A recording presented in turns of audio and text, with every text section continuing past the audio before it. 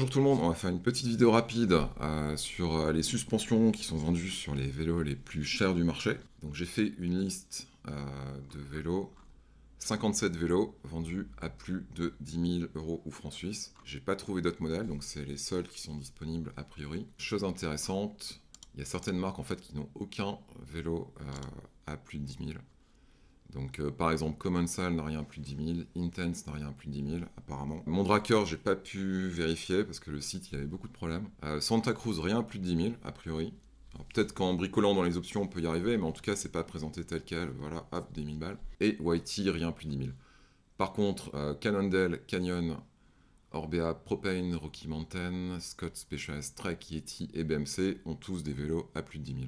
Donc c'est assez intéressant au niveau des suspensions de voir en fait qu'est-ce qui est livré avec ces vélos. Donc le vélo le plus cher c'est un Scott Spark RC SL à 14 999, donc qui est livré avec une RockShox Seed Ultimate et un RockShox Seed Luxe Ultimate à l'arrière. Donc c'est un cross-country, hein. C'est pas un vélo électrique, c'est un cross-country. Et le vélo juste après, c'est le Scott Lumen E-Ride, donc qui est un vélo électrique à petit débattement. Donc on est sur du 130 à l'avant, et donc c'est le même prix que le vélo juste avant. Sur les vélos à plus de 10 000, il y a quand même beaucoup de vélos cross-country, y compris un vélo hardtail Cannondale qui est à entre 10 et 11 000 et des vélos électriques. Donc dans le classement, Scott Spark SL, RCSL, ensuite le Lumen. Ensuite on a le Turbo Levo SL Limited qui est livré en coil. Hein. Donc il n'y a pas de DHX2 ici. Hein. Là ils ont mis directement un DHX la valve. Donc c'est un DHX avec un contrôle des valves électronique. Ça c'est une nouveauté de cette année de Fox.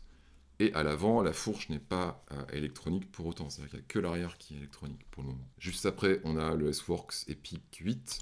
Donc lui, il a deux suspensions électroniques, il a un Seed Luxe à l'arrière et une Seed Ultimate à l'avant. Et donc on trouve chez Specialized, donc les vélos les plus chers, c'est un e-bike et un cross-country. De la même manière que chez Scott, c'est un e-bike et un cross-country. Et le cinquième, c'est le Fuel EXE 9.9. de Trek. Et concrètement, sur ce vélo, on a une RockShox Lyric Ultimate et un RockShox Super Deluxe Ultimate. Les deux sont Airwiz, donc on a le petit système pour faciliter le réglage au niveau du ressort air. Je ne sais pas s'il y a une photo qui montre ce système. Donc là, c'est voilà, en dessous de ce truc-là. Donc c'est pas du flight attendant pour autant. Et truc intéressant, il y a très peu de vélos en X2. Je vais vous montrer, je vais filtrer sur le mot-clé X2.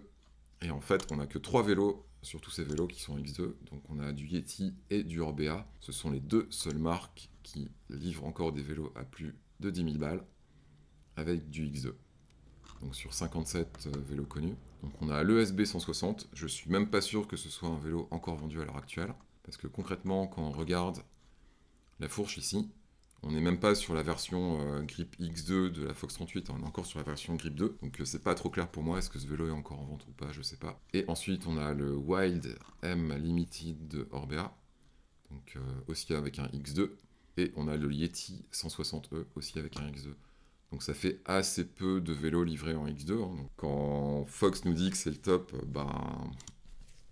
apparemment, c'est pas le top d'après les vélos les plus chers. Et on a quelques vélos qui sont aussi en DHX2, mais ils sont quand même relativement rares. Il n'y en a que deux. Donc on a un Rocky Mountain et un deuxième Rocky Mountain, donc, qui sont encore livrés en DHX2.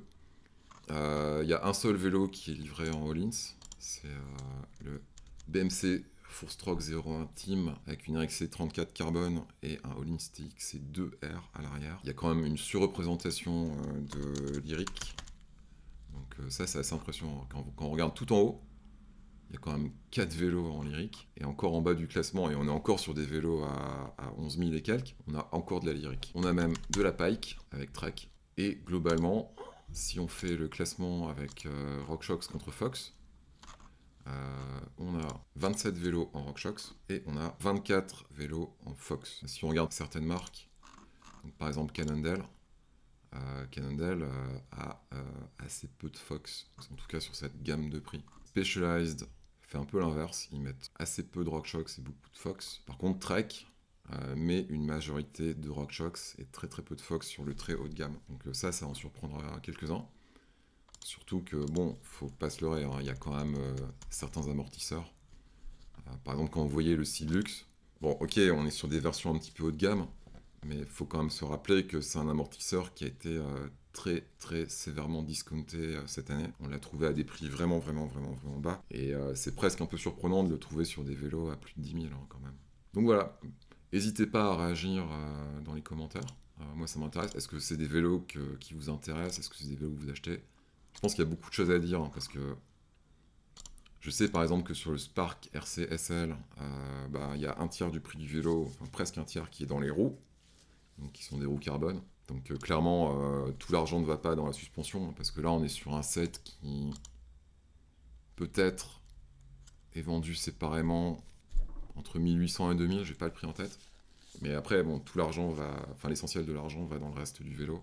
Est-ce que ça se justifie ou pas? Je sais pas. Voilà, j'espère que c'était intéressant. À la prochaine.